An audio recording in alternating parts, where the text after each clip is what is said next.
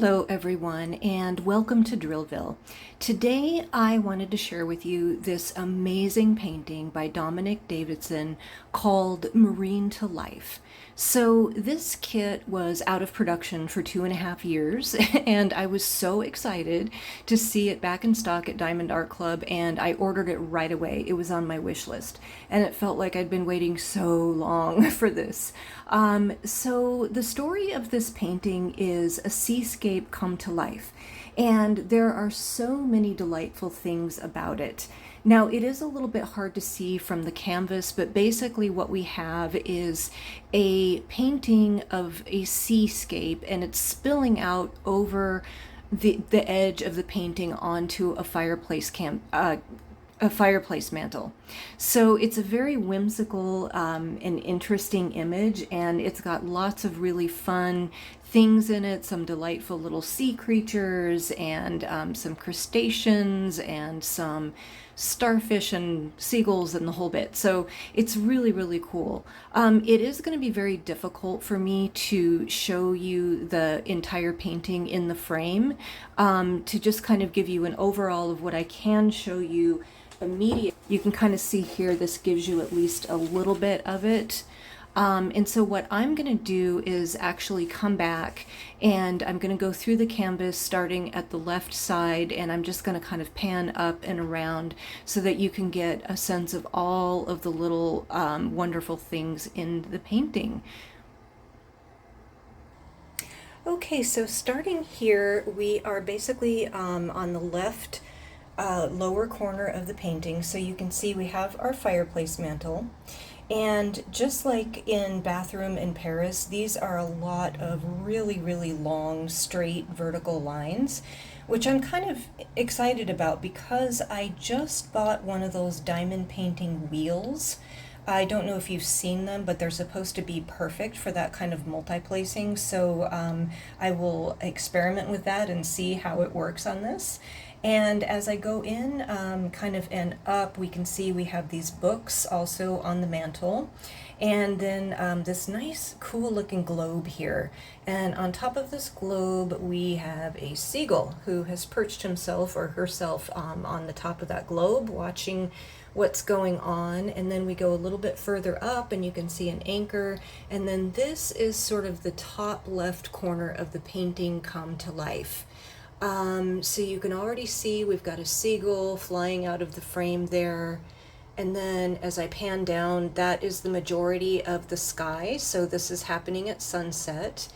And then we have this beautiful, brilliant blue ocean that's spilling out over the bottom edge of the picture frame. And Mr. Crab is watching the proceedings. And then we have a ship in a bottle, folks. I think that is going to look amazing. I'm super excited about that. And then I'm not sure what's happening there. I don't know my crustaceans very well, but we do have a starfish here. And then as we come along the edge, we've got more water. We've got a crab. He's looking pretty exuberant, if you ask me. And so all of this beautiful rush of water and ocean froth here. And then as we come back up, we're going to go up these cliffs. And then, gosh, those are just beautiful, beautiful deep browns. Overall in this canvas, I think the neutral tones just work really well because it really brings out those bright pops of color. We've got our lighthouse and a little housing unit there, maybe for the lighthouse keeper, and then we've got another seagull flying out of the frame at the top, and then coming back down, again, long vertical lines in those in that picture frame. And here we have an interesting feature. It is an oil lamp, and it's very intricate. Like, they put a lot of time into the design of that oil lamp. And it's got the majority of those warm oranges and reds and yellows too. So that's going to be really pretty. And then we have a starfish and a snail.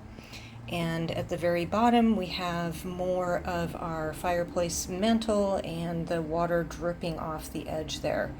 So that kind of gives you an overall view of the painting. and all of the wonderful little delights in it. Okay, so just a few more things that I wanted to say about this painting before we wrap up. It actually does have the perforated squares in the cellophane, and I actually didn't notice that at first because the color of the perforated lines is a light gray, so it kind of blends in with all of the other gray in the painting. I had to sort of look for it to find it. I do believe that Diamond Art Club recently switched from the bright pink lines to those lighter colored white to gray lines. I think there might have been some complaints about the pink bleeding through. I'm not really sure, but it's done very nicely here, very subtly. And I also think that despite the size of this painting, with so many of those long, straight, vertical lines, I think it actually might work up fairly quickly. So, you know, we've got lots of that everywhere. We've got really some good color blocking as well as some confetti, especially here in our cliffs. So it will be a nice blend of both of those things, and I personally really like a blend. I don't like tons and tons of color blocking, otherwise I just get kind of bored. And let's see. Yeah, so just overall a delightful painting with a very interesting thing happening here with everything spilling out and the ocean kind of coming to life. And I think it's going to be very fun to work on. It's probably going to be the next kit that I work on once I finally finish Diamond in Paris. So I'll be thinking about this one as I'm wrapping that other one up. So thank you so much for joining me for this video today and sharing my delight in this wonderful piece. And I hope to see you in my next video.